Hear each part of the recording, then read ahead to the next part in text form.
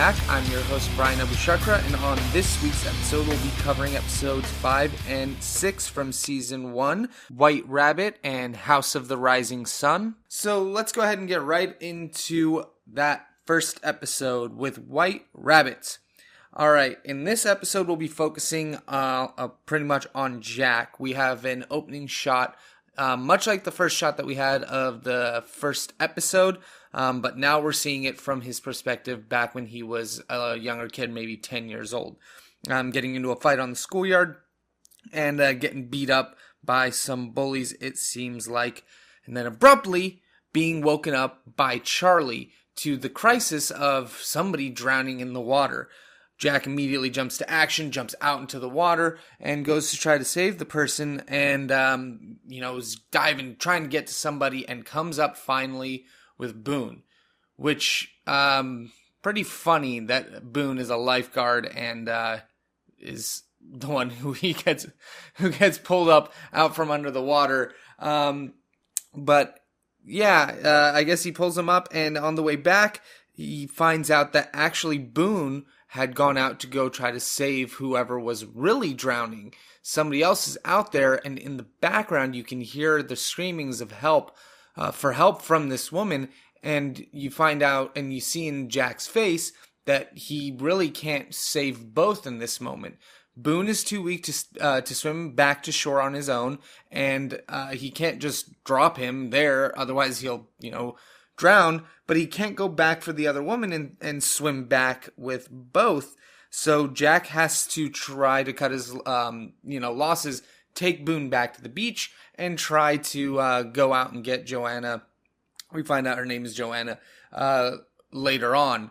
But what I thought was really interesting here is that you can hear her screaming for help the entire time in the background as he's swimming, but then before they get to the shore, like right before they cut, there's actually like an extended pause. At that point, it kind of been going up to an interval with her shouting for help kind of consistently. But at this point, she had kind of just stopped, which to me, I think was them signifying, a little bit before confirming it that she was done, that he had to make a sacrifice in this case. And he had to go with the life he knew he could save, and that was Boone. But you can tell it's something that really messes with Jack at this point in the episode, because we cut back to him and he just can't reconcile that choice that he had to make. That moment as well when he's talking to Kate, that's when he sees that image again, that hallucination or that man who knows what it is at this point, but he sees that person and starts to freak out. He asks Kate if she sees him, and she's concerned, brings up if he's slept or if he's been resting, because he needs to take care of himself, obviously being on an island in the sun without a lot of shade and doing as much work as he'd been doing. He's starting to not look very good, which I think you can see on his face, which props to the makeup on this. I think, again, I brought it up in the previous episode about how they slowly make the wounds fade on this show. You also really can tell before somebody is not doing well that they're not doing well. They colored him a little differently. He looked really, really messed up in this scene. And throughout this episode, actually. Jack, I feel like in this moment, and the last time that he saw this figure was being very hard on himself. That he was trying to sort of police himself or keep himself in check because he feels like he's not good enough. And that's a big theme that I think we later learn in this episode that he doesn't have what it takes is what he learns from his father. But here we're seeing sort of the seeds being planted of this for Jack, which ends up being a big theme for him throughout this episode. We then cut to Michael and Walt on the beach. Michael's getting frustrated with Walt. He has so many questions, and it's really getting on Michael's nerves. You can tell in this scene that Michael is just trying to do their morning routine, and he sees that his son all of a sudden has learned something new in the time that he's been in this island, and Michael's just kind of set it back. I think at first when I saw this, I couldn't understand why Michael was being a little bit of a stiff on this, but when I look at it now, it's been that they're on this island for 4 or 5 days at this point, and he still doesn't know anything about his son, and all of a sudden his son has learned something new. Where in that time that they've been here has he been able to take the time to go find new knowledge, and where did he learn it from? And I think that really frustrates him. But then you see Walt's response and why he's learned something new, because Walt genuinely asks questions. He wants to learn, he wants to grow, and he wants to know. And you can see that Michael is just frustrated that he can't communicate with his son. And I think that's pretty obvious here. This is a clear case of like just miscommunication, and if they could find a common ground, they could understand each other better. I really think Michael's trying to understand how his son could have learned something so in such short of time, and his son is kind of like showing him a part of his personality, but his father isn't able to recognize it in this scene. I think that's a pretty interesting scene to see here on the beach. We go next to a scene with Jin and Sun on the beach, talking about the others, and people try to avoid them or seem to avoid them. And I find this kind of supports my argument earlier of they can't speak the language, they're here by themselves, and they need to take care of each other. And I really think in this statement that Jin makes in this scene where he says, I'll tell you what to do, because she's asking for some guidance. They want to try to get rescued, but she doesn't want to have she doesn't want to have to go against her husband for it. And I think he's really trying to protect her here and tell her, like, you can trust me, I'll tell you what to do.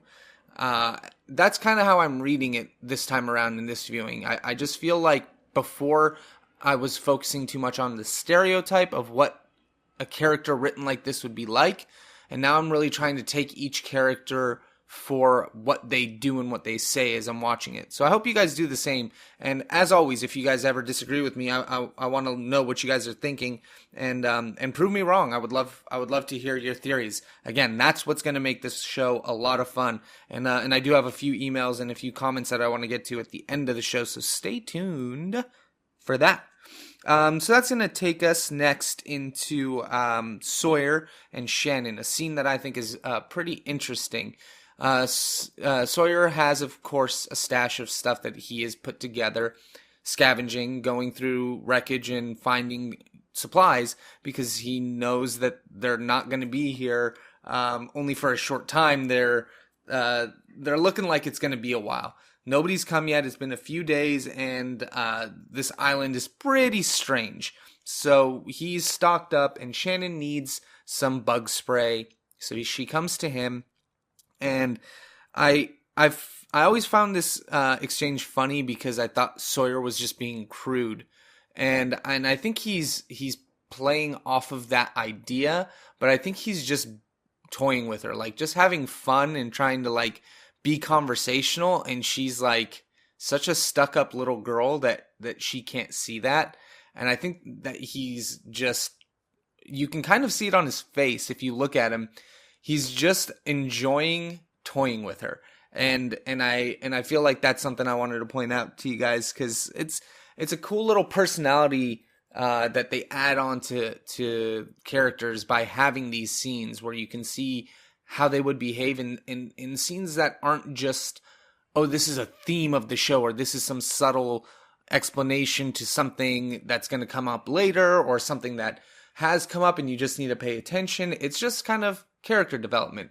And I think that's what makes a story really interesting, is when you take the time to develop a character that feels real, that you see go through hardships and come out of them stronger.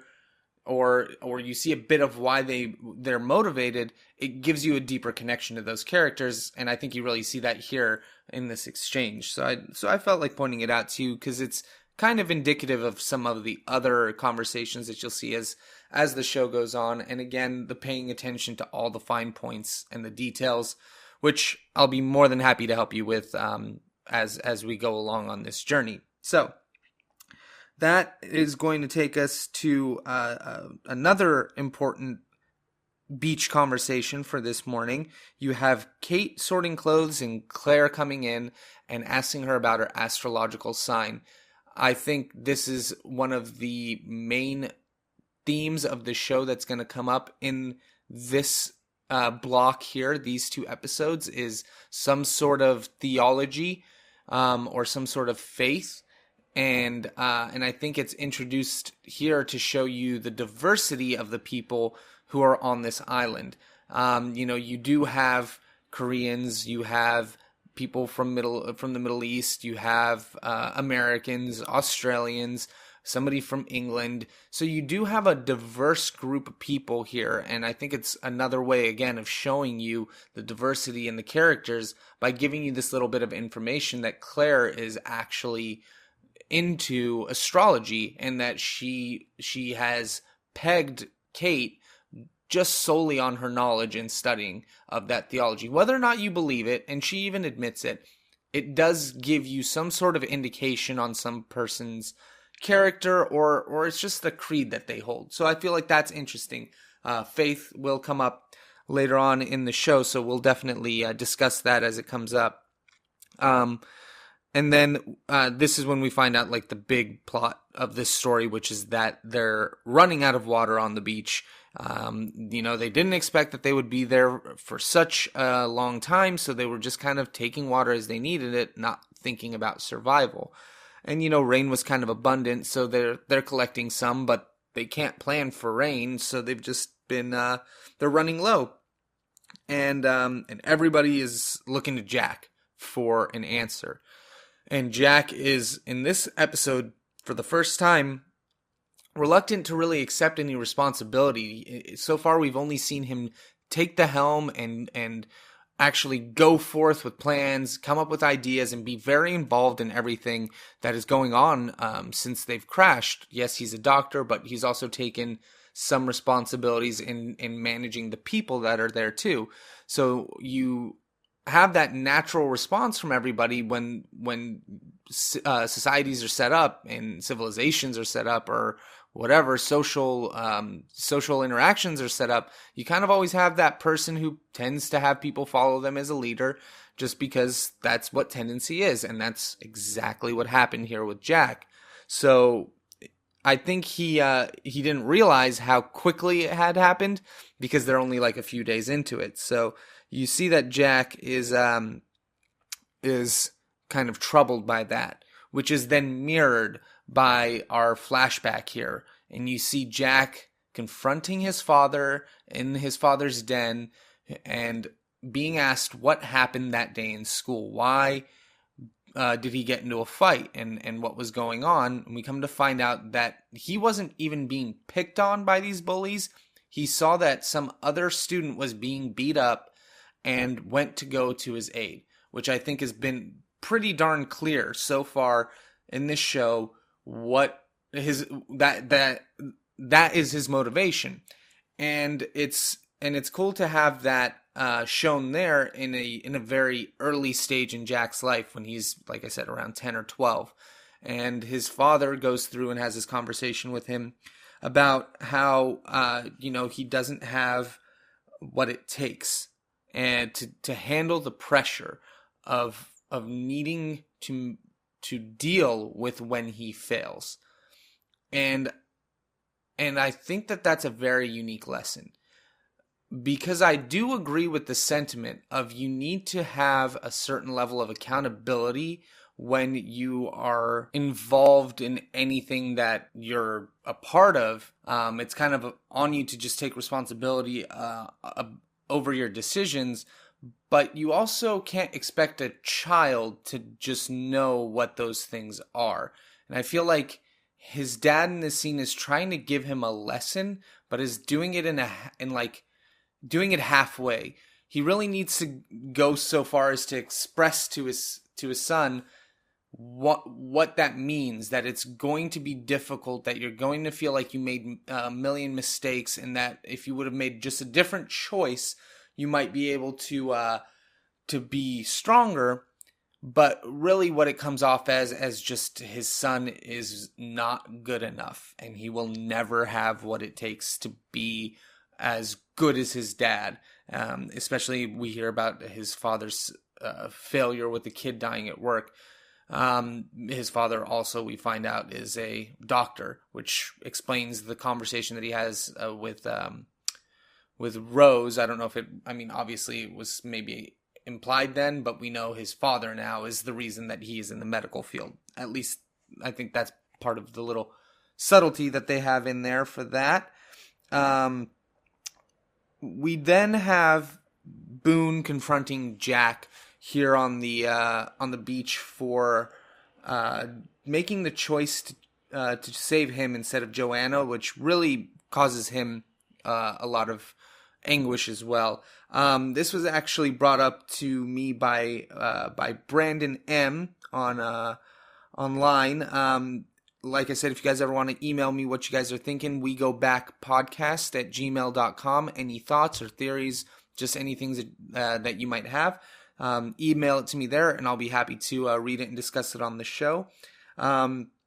He's the one who actually reminded me that Boone is supposed to be a lifeguard here, and he wasn't able to save this person. But this is part of a pattern. This is now the second time that he's tried to save somebody and not really succeeded at it, where Jack has, in a way. Jack having to save Boone this time and having to resuscitate Rose at the in the pilot at the crash because he wasn't doing it the right way, which I think was very interesting. It ties into to another narrative that he brings up as well, talking about Locke, how he's weak until the island provides him something like a chance to grow for almost a sacrifice. That will be something I bring up a little bit later on when we get into House of the Rising Sun, and a little later in this episode as it comes up. But very, very good question or comment, Brandon. Thank you for sending that in. And I'll have a couple more to get to at the end of the show. So now we'll jump right back in and talk a little bit about Jack seeing that man again, and he chases him this time, and he follows him into the jungle, and we find out that it is his father. When we're watching this for the first time and you don't know what's going on, and I hope you guys are too, those of you that are, write in and tell me what your reactions are to some of the things that you see for the first time. I think it'd be very interesting to see what you guys pick as shocking moments when you guys are watching it through the first time, or just comments on how you felt when you saw the revelation the first time you watched it. Again, I really want this to be a lot of an open conversation between me and you guys, not just me talking. So please let me know. I just remember being like totally freaked out here, thinking, so what is going on here? I mean, is he hallucinating? This island, we have a smoke monster and a polar bear on. Is it his dad? What the hell is going on? Next up, we have a conversation with Jack and his mother regarding his father. You can tell that things are pretty tense. His mom's upset at him. You can tell Jack is distraught, but he's kind of aloof. He doesn't really care, but he's trying to show that he doesn't care, but he absolutely cares because it's his father, and that's a strong relationship to him, but he's troubled by something. And we find out here that Jack has done something to cause his father to basically go into some sort of downward spiral. Some transgression that caused a rift in his family, between him and his father especially, as his dad has apparently run off to Australia. And we now find out why Jack was in Australia. So we now have the reasons for Kate, for Locke, and for Jack. as to why they were in Australia. And I feel like when I was watching the show the first time through, I remember wanting to know why they were all on that same flight or in Australia to begin with. I felt like that was a really interesting theme or a story, part of the story that I wanted to know more about. So it was always cool to me to find out exactly what led them to Australia. In this case, we find out his father's been missing, and they haven't heard from him in days, which is very troubling because apparently his father gets a certain way, and we don't know what that way is.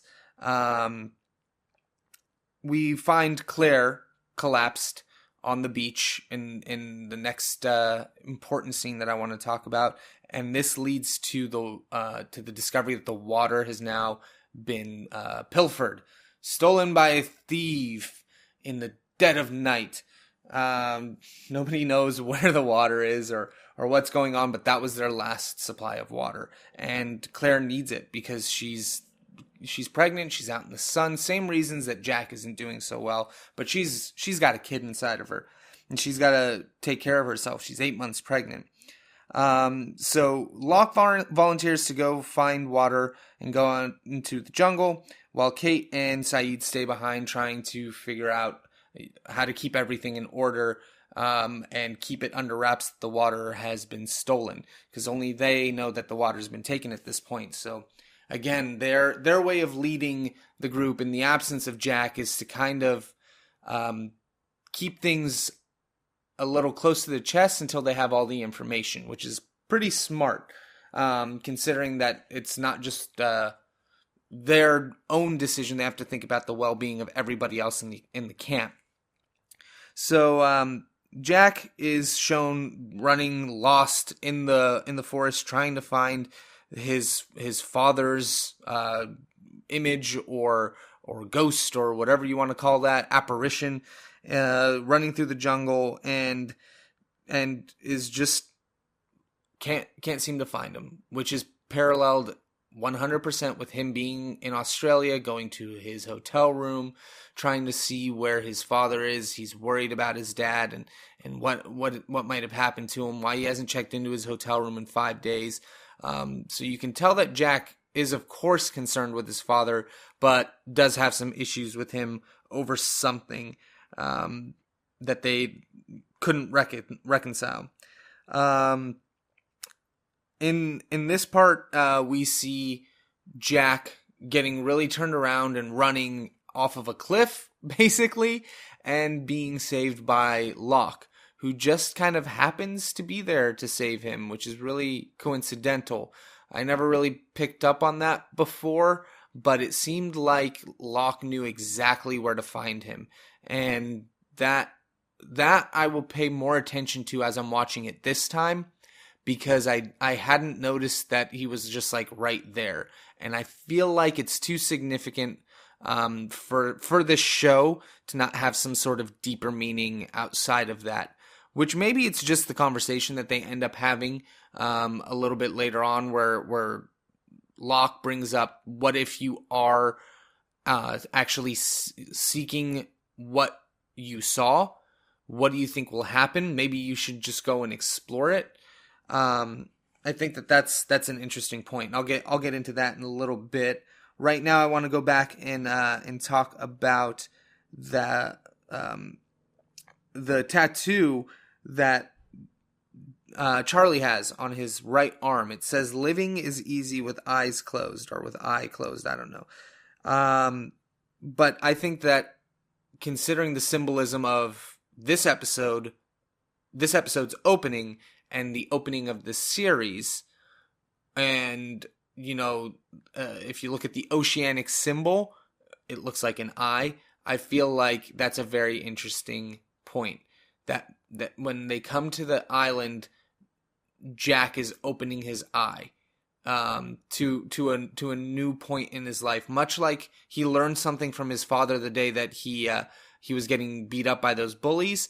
So his eye was open that day. I don't want to be like literal, like, oh, my eyes are open, but rather awakening or birth or something that is renewed or started from zero. especially with the previous concept of tabula rasa from the previous episode. This being the next one, kind of shows you a separation between this and the lives they led before they crashed on this mystical island. Also, the idea of White Rabbit is brought up here with John Locke and Jack's conversation in the jungle about that being like Alice in Wonderland, and that's another major theme that you'll see tied in this show is Alice in Wonderland. A lot of little points from that, and what that story kind of brings into this world of Alice goes into her Wonderland and discovers some things about herself, and that all she had to do was chase the white rabbit down the rabbit hole, and she's introduced into Wonderland.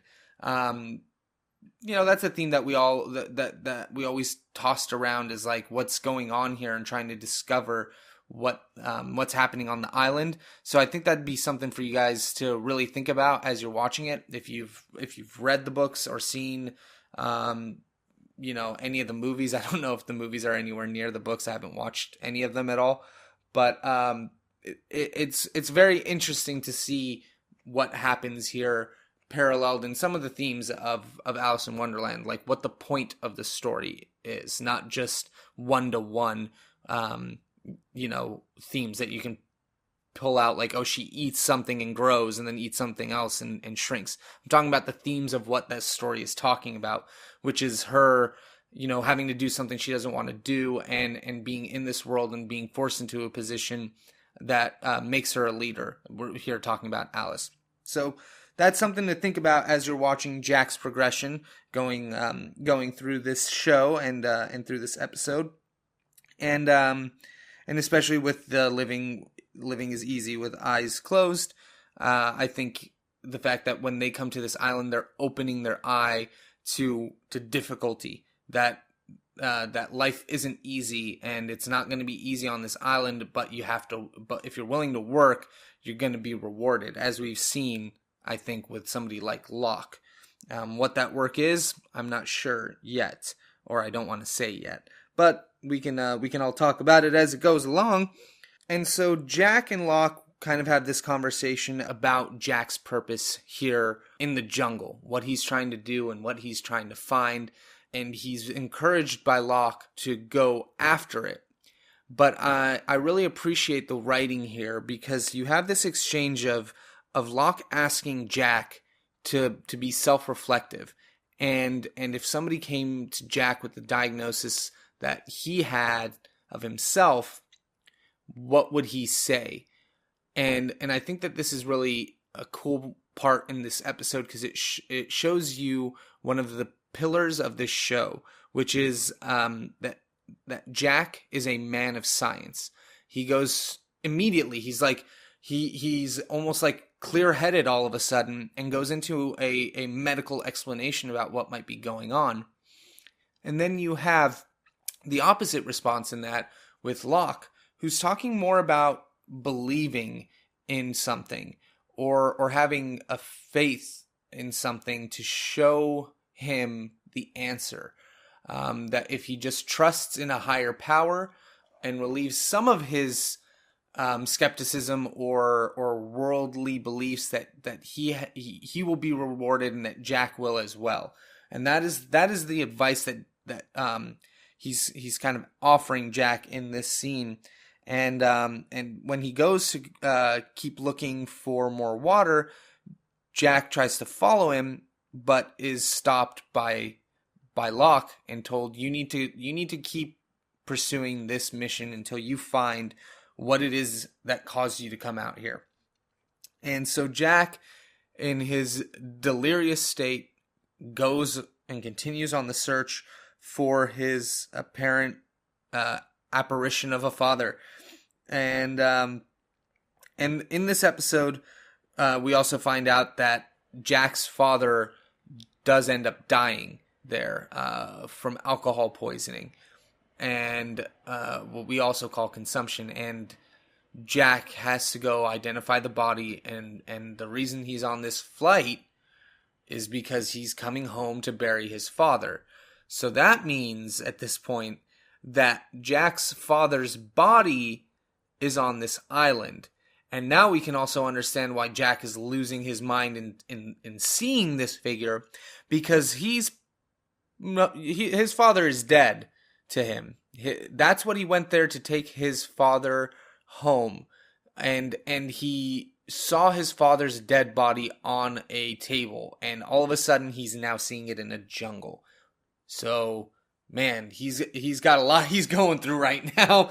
But that's that's an interesting point, or an interesting discovery here, especially since we've just been seeing this man and assuming, oh, we don't know who he is. So he continues to follow this ghostly apparition, which ultimately leads him to the water, in fresh water in these caves, and he finds his father's coffin. There, inside his coffin, is nothing. And honestly, if you looked at the coffin, there's a bunch of stuff on it. It crashed on a plane. Who knows if the body is anywhere nearby, or what happened to it, or where it went. All we know is that it's in this cave, and there's no body inside of it. So I don't know. Is it up and walking? We've already seen the island be able to make a man crippled walk again. So can it be that it can bring somebody back to life? What we're seeing so far, it could be one of two things. It could either totally be a hallucination by Jack, or it's actually his father raised from the dead, which is much, much more unlikely. But Jack has found the solution to their problem here. He's now found a fresh source of water for everybody on the beach, so they don't have to worry about the crisis in the water, a crisis of water anymore. So that's pretty awesome. Which is great, because we find that Boone was actually the one who had stolen the water again by just stealing it without consulting anyone. The same way he did when he stole the gun earlier on. It was just kind of like, oh, well, somebody needs to take responsibility for it. But it seems like all of his ideas for taking responsibility for stuff is just like knee-jerk. And like, he feels like he has to, because he's, I don't know, maybe because he's entitled and rich, or something else that we have yet to learn about him. But it's now twice that he's stolen something, caused people up, like, stress against him, all in the idea of trying to help out the greater good of the group. So we're met here with Jack saving the day, explaining that he found the caves, and that that the people on the beach can't continue to live like this. They need to start trusting each other and believing in each other, because they're going to be here for a long time. And he's found these caves, they have water, and we hear the big speech of, if we don't live together, we're going to die alone. That they need to stop looking at each other as enemies and try to collaborate with each other, because this isn't just, hey, let's hang out and wait until a rescue comes. This is, we might have to settle in for a little bit, and hopefully one day we'll get rescued. But for now, we can't keep fighting like this. And that is a big theme that you'll see come back over and over and over as you watch this show. This part will be heavily reviewed when we go back and watch the other episodes in all of their previously on Losts. You'll see it comes up a lot, because it's a pretty big point, I think, for this show. I want to point out the conversation Sawyer has with Boone on the beach about being everybody's most hated. I think that was a really interesting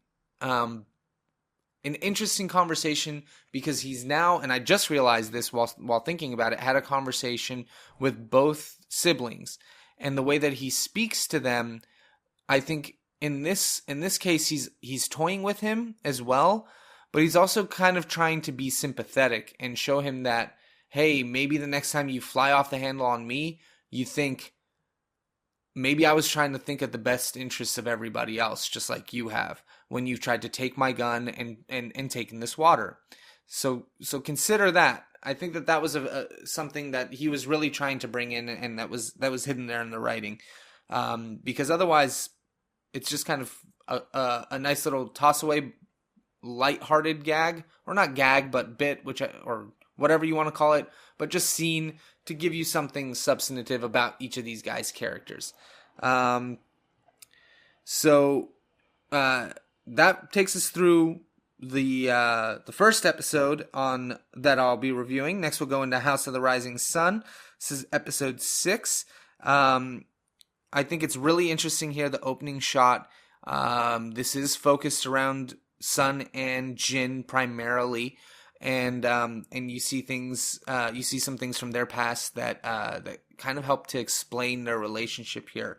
I think the sound here is really interesting because you see Sun watching everybody on the beach and listening to their conversations, and kind of getting lost in watching everybody as they're going about their day, until she's distracted by a fish hitting the side of the boat, which is her son, or which is her husband catching a fish and killing it.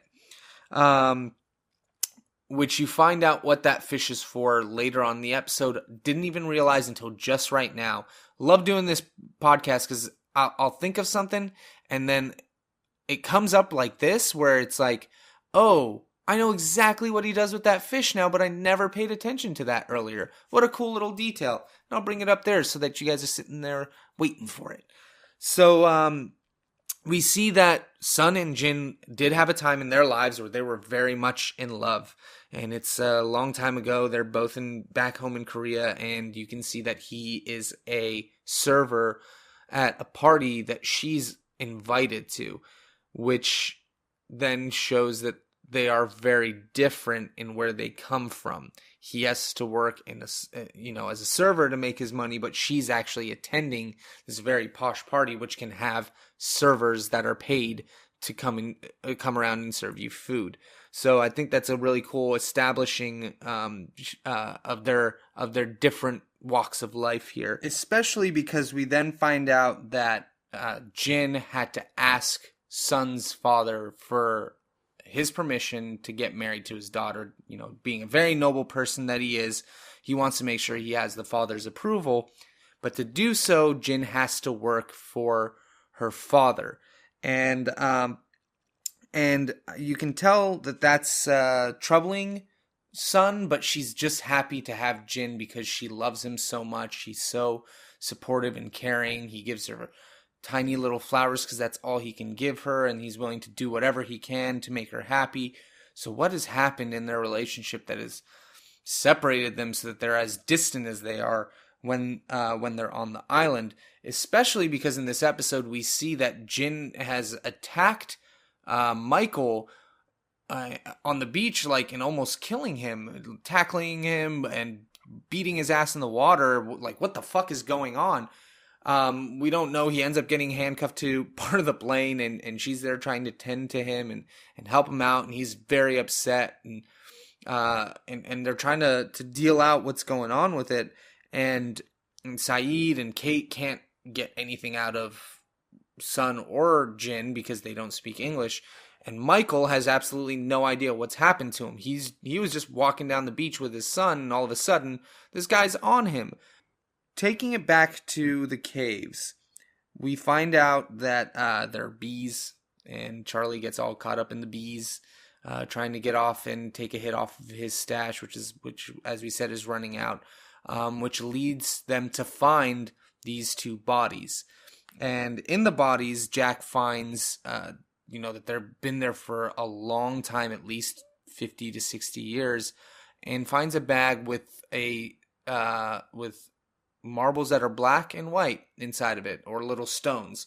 And that goes back to Locke on the beach talking to Walt about the oldest game, badminton, light and dark, black and white. You see it coming up again here. So what could this mean? Why was this man buried here with a bag that has these black and white stones in it? And who's this other woman that's there? But obviously, as Jack has surmised, they have found a shelter here, that it's a natural place for them to find a shelter, explains all the benefits to it, and how it would be much easier to bring all the people here and settle rather than trying to bring the water out to the beach. So he wants to bring everybody there. And you can see that Kate is kind of not into that idea at all. She does not like the idea of not having access to any flyovers and the potential for them to be rescued.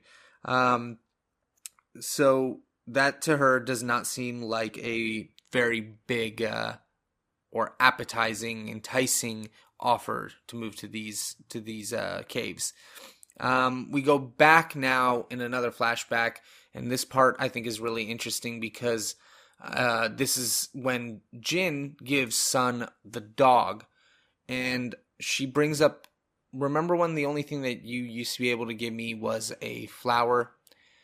And I thought that was cute because it was like, when I was originally watching it and when I first heard the line, I was just like, yeah, that's cute. Like, it's a nice little line. And when I was younger, I kind of took it as like, oh, like, look at how far we've come. I mean, you can give me a dog and this is like a very nice looking apartment that we live in. So you're giving me all of these great things.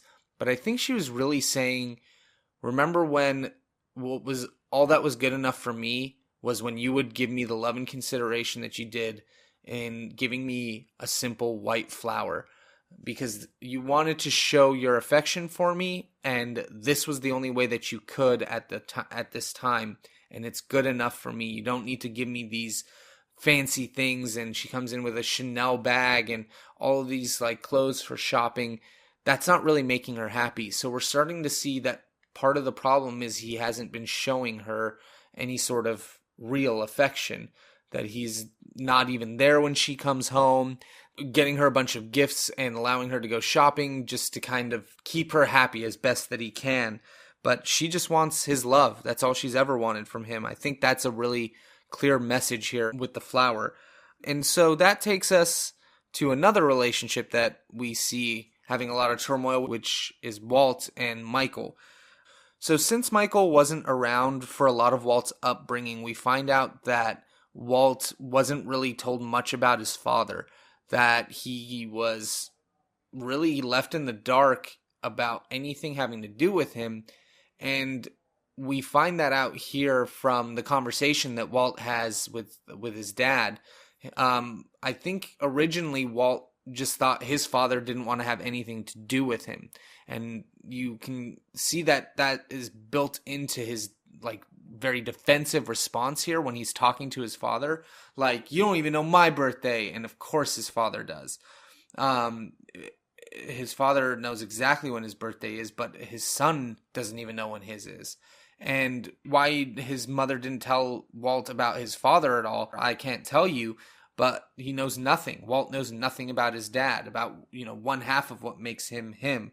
And you see that realization in Walt's face that, hey, I know something about you, Walt, but you don't even know anything about me. And you're being like, he's being really hard on his dad. And I think it starts to turn here because he realizes that maybe it wasn't because his dad didn't want to avoid him. It was because maybe his mom just didn't tell him anything. Who knows? We will find out though what happens there, or kind of like what his mom did at least. I promise you that. We want to move on now to a scene where Jin comes home and he has blood on his collar and he's all messed up, very distraught, really stressed, and just like going to the bathroom, washing his hands off. Like, what has happened? What is going on to Jin tonight? And like Jin is like frantic trying to wash it off. Sun is concerned for her husband, has no idea what's been where he's been, what's going on. She finds out it's because of what he has to do for her father, and she gets really upset with him, and he tells her that it's because of her. She does it for them, or he does it for them, excuse me. He does it for them because he is trying to build a life for them so that they can have money so he can give her all the things that she wants. But he's not listening to his wife. I think it's pretty clear at this point in the episode. She's told him what she wants from him, and what he's been giving her isn't any of that. And I think that's something you'll continue to see in their story arc as that develops. So we'll cut back from that to a really funny moment that I noticed while I was watching it the last couple of times. When Kate and Jack are walking back from the caves to the beach, they stop so Kate can tie her shoes, and she thinks that Jack is checking her out, and he's totally spaced out here. And I love that she really, like, you can watch it on her face. She really wanted him to be checking her out. She was trying to, like, open the conversation to it, I feel like, and, like, be flirty, and Jack was just too focused on figuring out how to get, this whole cave situation and beach moving of everybody from the beach to the caves. How's it going to happen? And she's just like, yeah, I guess, she even says it. I don't care if this is a stretch. It's like, he says butt, and she's like, no butt. Like, hey, look at mine. Look at my butt. Because you could tell she was like kind of flattered for a second when she thought he was checking her out pretty blatantly.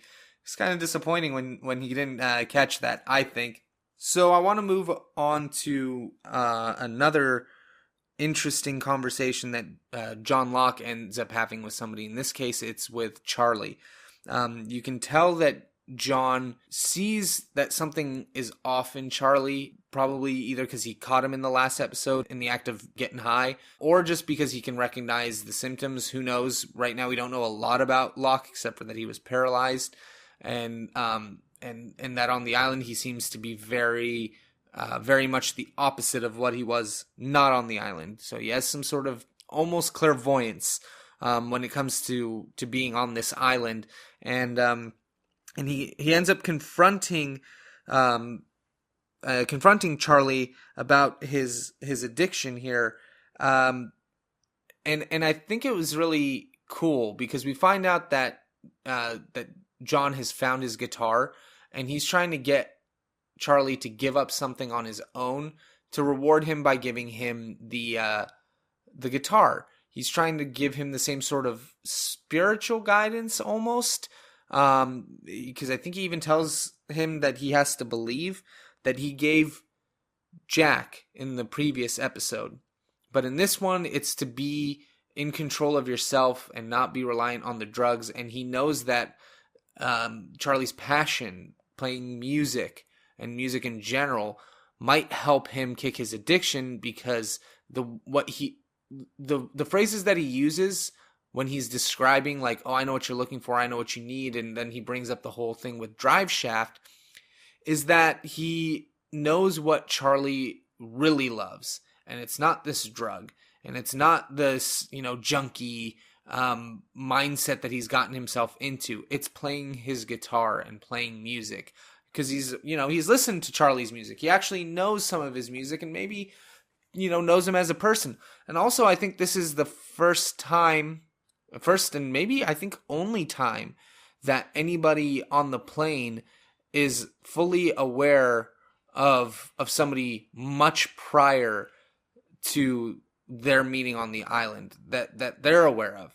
That I know with Kate, she knew the band, but he actually knew Charlie's solo album, and I hadn't noticed that before. I thought that was a really cool point, or a really, really interesting way to have that character and that relationship build, is that John actually kind of already knew a little bit about him going into that, and wants to try to help him.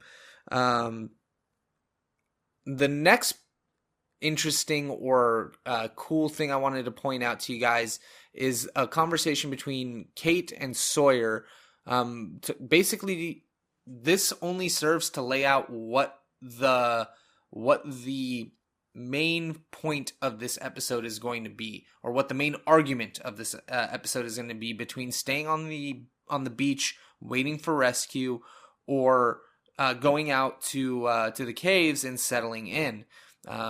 For whatever reasons that you have, you see Michael wanting to stay there because he wants to get his son off of the island. Kate, you kind of get the idea that she just wants to go and wipe her past. But Sawyer is ready to dig in, but he's not going to answer whether or not he's going to the caves.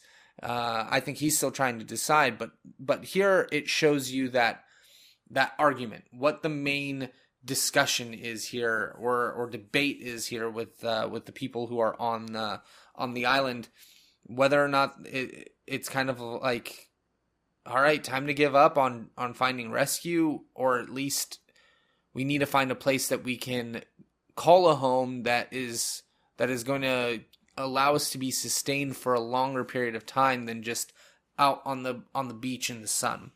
So I thought that was a really clever writing mechanism that they had there to show you, just in case you couldn't kind of see it, what the point of that episode really was. Through the flashbacks, we find out that Sun is planning on running away from Jin, and from her entire life in Korea. She's just not happy with it. She's gotten the help of somebody to give her documentation and papers, and has come up with an entire plan. She's ready to run. And on top of all of that, we find out that she can actually speak English. And so 5 weeks into this show, 6 weeks in at this point, and you think you pretty much know everything about these characters, but now you find out that she's been able to speak English the whole time, which I think is totally cool, because they tell you right at the beginning of the episode, when she's watching everybody, there's voiceovers from her perspective of those people speaking in English. And because we can all understand the language, I don't think any of us really thought about the fact that we're supposed to be seeing it from her perspective. And if we were, we wouldn't be able to understand anybody at all. So that's one of those ways where Lost's very subtle way of saying something needed a little bit of a fine-tooth comb to look over, and that's why I really tell you guys to look deeper than what you just see on the surface, because that's totally the point of them writing it this way. And there was even something earlier on where I think somebody runs into the screen and says "hey" or something, and it gets Sun's attention, but of course Jin is oblivious because he doesn't understand. And I think Saeed, even in the episode previous, says she understands because of maybe recognizing something in the way that she's carrying her body, and her body language letting him know that she has some sort of comprehension. But either way, how cool is that? At the beginning of the episode, they kind of dropped the knowledge on you that they were going to put that in there, but they didn't tell you. And there's a lot of stuff like that in Lost, and it's a really cool part of what makes this show super cool and really fun to go through and watch with a little bit more of educated eyes. But again, I don't expect you guys to watch this episode or these shows 10 times like I have. That's what I'm here for. So like I said, here in this episode, you have Locke trying to help Charlie with his heroin addiction, kind of like he's trying to coach Jack, sort of trying to push them to see that this island has something to offer them if they can give something to it. Because I feel like you've seen a man crippled become a strong man on an island where crazy things are happening. It's not that crazy to expect maybe some reward for certain behavior. I think it's been pretty evident that things can happen that aren't expected in this show. So it's pretty fair to have that speculation, I would think. What do you guys think? Do you think I'm way off base here? I hope you will let me know. We go back podcast@gmail.com with any of your thoughts or oppositions to my theories. I really like to hear when you guys have any thoughts about it. So that's something that I will keep pushing home and really be excited to read when I get those emails. Back on the beach, you see Michael in a fury approaching Jin, who's still handcuffed to the plane, and he just goes off on him, just nuts, verbally yelling, holding an axe to his face, talking about how, he didn't realize that that this watch is the reason that that Jin would be so upset. We find out that it was a gift from Sun's father, who Jin works for, so it's important to him that it's kept safe should they ever get off the island, to show for his honor and his stepfather's approval, or I'm sorry, father-in-law's approval, that he was able to take care of the watch. And I think it's funny, Michael here says something that time doesn't matter on a damn island. He's totally wrong. You'll see. Moving on. I thought that the ending of this episode and the kind of heartfelt feeling that it had with seeing the moment where Sun is supposed to leave Jin and turning around in that last moment of hesitation and seeing that Jin still had a bit of what she had loved left in him by presenting her another one of those white flowers. That I think was a very symbolic gesture by Jin, and I truly believe the only reason that Sun ends up turning around from leaving him and following him on the plane. Because in this moment, she sees what she loved about this guy and knows that it's still there and still has hope that she can rekindle that feeling with this man. And that she does still have feelings for this man that she loved, and that maybe there's something that they can reconcile. And that takes us into our final point of this show, which is the ending scene where you're having the people settle in the caves while you still have everybody who decided to stay behind back on the beach. And I think that this is a really interesting dynamic that shows the mindset of how these people are, that the survivors want to branch off into two different mindsets is really not profound, but very telling of how I think humanity is. That you have people who are survivors who are willing to sit out there on the beach and try to constantly find a way home, while the other ones are willing to just kind of settle in and follow. You kind of have the Mavericks staying on the beach with Saeed and Sawyer and Kate, and then you have the people who tend to follow a leader, go with him to the caves, go with Jack to the caves. So you have this interesting dynamic of these people being separated by their beliefs, I think. What they truly believe is going to happen. Are we here forever? Will we get rescued? We better find shelter that is going to sustain us. Or do we stay out here and continue to fight to get back home because we need to get back home? And that'll take us into our emails. Again, want to thank you guys for sending in your emails. WeGoBackPodcast@gmail.com is the best place to reach me with any of your theories, ideas, thoughts, or anything you want to communicate with me about what you're watching or anything Lost related. In this one, it's once again getting an email from Seth. His question is, what do you think drives Locke to be the man he becomes on the island? I feel he understood everything so fast about the island, which makes him so special. I think this ties into what I was expressing as I was talking through both of these episodes, that Locke is sort of a man of faith. He's come to this island, he's been given a gift, so he's willing to give the island some faith in the gift that he's been given, because it's pretty significant for somebody who's been paralyzed for 4 years and has no hope of walking, that he's able to walk again. So I think he just takes what happens to him and wants to believe that there's a purpose for him and a higher power for him, because like I said, that's a pretty big deal. It's not like, we're giving you back your hair, not just because he's bald, but I'm saying, like, you can go get a cosmetic surgery to get back your hair. If you break your back or whatever happened to him to make him paralyzed, that's not something that's easy to get back. So he sees this gift and really is open to the possibilities of what this island can provide for him. The next email that I want to go to, constant emails from Walter. Thank you, Walter, for always sending these emails in. And he brings up the point of the shoes on what we find out is Jack's father.